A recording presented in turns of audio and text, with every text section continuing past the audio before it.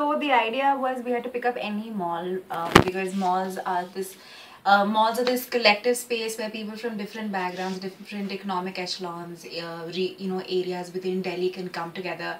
It is one single space, one concise space that kind of caters to all your needs, entertainment like watching a movie or going bowling with your friends, having food and different kind, like there's a food court, there's a McDonald's and there's a Subway. At the same time there's a Chili and a Michelin 2-star restaurant that's opened up.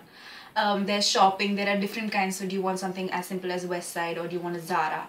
So that was the basic idea of choosing a mall. And Ambience, because there are 3 malls side by side. There's Emporio, there's DLF Promenade, and there's Ambience.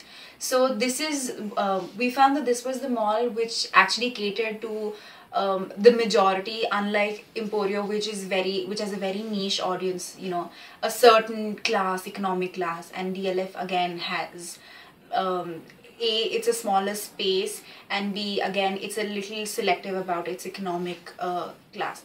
So Ambience, we thought, has a lot of space where people, there's those jumping balls and bouncy castle places where little kids come and you see people in a trolley. So that was the basic idea of choosing Ambience Mall. Working in any team at YF is always really interesting. It has its major ups and downs. But it's really fun because we have the South Delhi girl who's showing us what malls are, and actually it was my first time at Ambience, so she's kind of helped us get the hang of it.